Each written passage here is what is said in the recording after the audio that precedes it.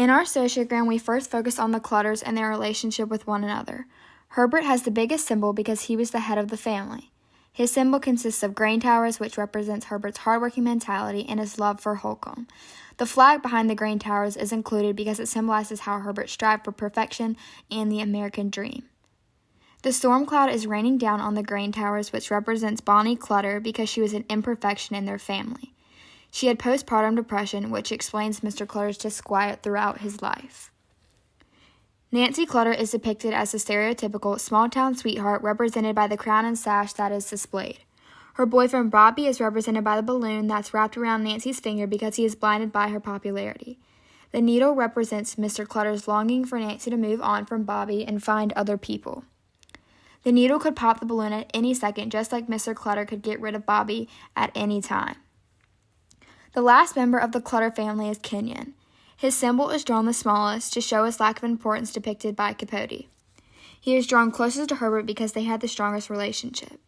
The t-shirt and jeans symbolize his isolation from the family because when they were murdered, he was the only one not wearing pajamas, which was something odd that the investigators picked up on. Bonnie, Nancy, and Herbert are connected by a thick line and are on the inner circle of the solar system because they had the strongest connection, which is also drawn in red. Kenyon is on the outermost layer of the solar system because he was in his own world and was more distant from the rest.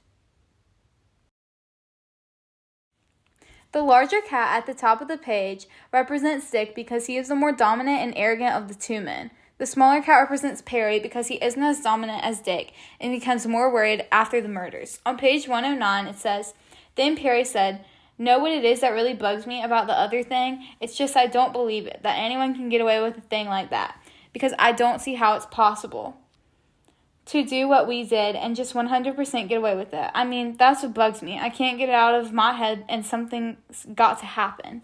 This quote shows how Perry was very afraid and on edge about the murders, and Dick was extremely arrogant and thought that they were going to get away with the murders.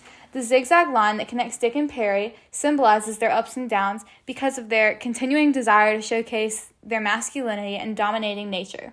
The two men are drawn as tomcats because they were outcasts in society and picked out whatever resources that they had. For example, in the book it talks about how the cats picked dead birds from the girls of cars.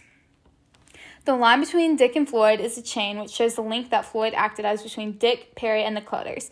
Floyd told Dick in jail about the Clutters, which was a random occurrence, and that is what ultimately inspired Dick to murder the family. Floyd unlocked ideas to Dick and Perry about the Clutters, which is why he is drawn as an unlocked lock and key.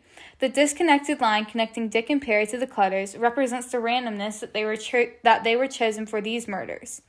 Willie J. is one of Perry's only true friends in the book, and he recognized Perry as someone with good qualities. He becomes someone that Perry looks up to and tries to make Perry into a better person, which is why the line between Perry and Willie J. is hearts. Willie J. is represented by the Bible because of his religious affiliation with the church.